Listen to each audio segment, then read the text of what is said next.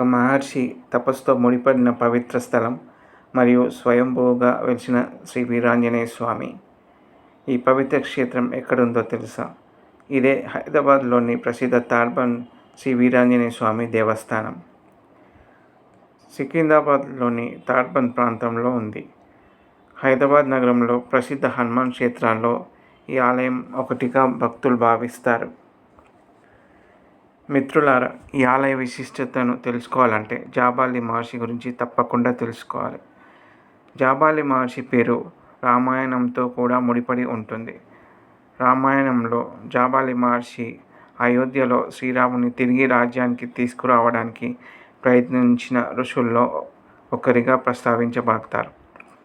తాడ్బంద్ క్షేత్రానికి సంబంధించిన స్థానిక స్థల పురాణంలో కూడా జాబాలి మహర్షి తపస్సుతో ఈ ప్రాంతానికి సంబంధం ఉందని విశ్వసిస్తారు. అందుకే ఈ క్షేత్రాన్ని కేవలం హనుమంతుడి ఆలయంగా మాత్రమే కాకుండా ఋషుల తపస్సుతో పవిత్రమైన ప్రాంతంగా కూడా భక్తులు భావిస్తారు. మరో కథనం ప్రకారం రామాయణంలో ఆంజనేయ స్వామి సంజీవని పర్వతం తీసుకువెళ్ళేటప్పుడు ఇక్కడ కొద్దిసేపు విశ్రాంతి తీసుకున్నారని చెప్తారు.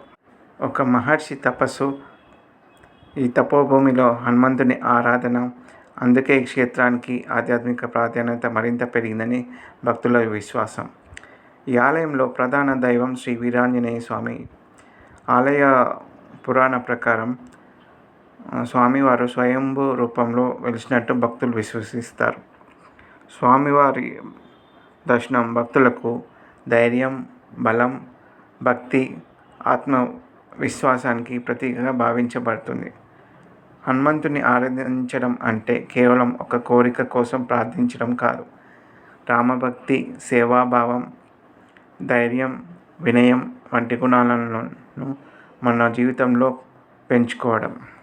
ఈ ఆలయంలో కేవలం శ్రీ వీరాంజనేయ స్వామినే కాకుండా ఇతర దేవతలను అయిన శ్రీ వినాయక స్వామి, సీతారామ లక్ష్మణులు, శివ పంచాయతనం, నవగ్రహాలు మరియు నాగేంద్రుడు దైవ సన్నిధులు ఉన్నాయి. అందువల్ల ఒకే ఆలయ ప్రాంగణంలో అనేక దైవాలను దర్శించుకునే అవకాశం భక్తులకు లభిస్తుంది. ఈ ఆలయంలో ప్రత్యేకంగా కనిపించిన మరో విషయం ప్రదక్షిణ మార్గంలో గోడలపై కనిపించే చిత్రాలు. ఆ చిత్రాలను చూస్తూ ప్రదక్షిణ చేస్తుంటే ఈ క్షేత్రానికి సంబంధించిన చరిత్రను మన కళ్ళ ముందే చూసిన అనుభూతి కలుగుతుంది. ఈ ఆలయం పక్కనే దుర్గా సహిత పుణ్యవతి పోచమ్మ ఆలయం కూడా ఉంది. అమ్మవారిని భక్తులు శక్తి స్వరూపిణిగా, రక్షణకు ప్రసాదించే తల్లిగా ఆరాధిస్తారు. అందువల్ల ఈ క్షేత్రానికి వచ్చిన భక్తులు హనుమంతుడి దర్శనంతో పాటు అమ్మవారిని కూడా దర్శించుకొని ఆశీర్వాదం పొందుతారు. ఒకవైపు ఆంజనేయ స్వామి శక్తి, మరోవైపు అమ్మవారి శక్తి, రెండింటి దర్శనం ఈ ప్రదేశానికి మరింత ప్రత్యేకతను ఇస్తుంది. ఈ ఆలయంలో భక్తులకు అన్నదానం కూడా జరుగుతుంది. ప్రతి మంగళవారం మరియు పర్వదినాల్లో మన భారతీయ సంస్కృతిలో అన్నదానానికి ఎంతో గొప్ప స్థానం ఉంది. ఆకలితో వచ్చిన వ్యక్తికి భోజనం పెట్టడం అంటే ఆహారాన్ని మాత్రం ఇవ్వడం కాదు, భగవంతుని ప్రసాదం అందించడం.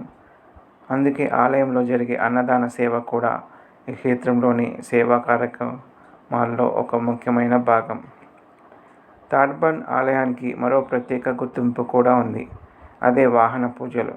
కొత్తగా కొనుగోలు చేసిన కార్లు మరియు బైకులు మరియు ఇతర వాహనాలను ఆలయానికి తీసుకువచ్చి పూజలు చేయిస్తారు.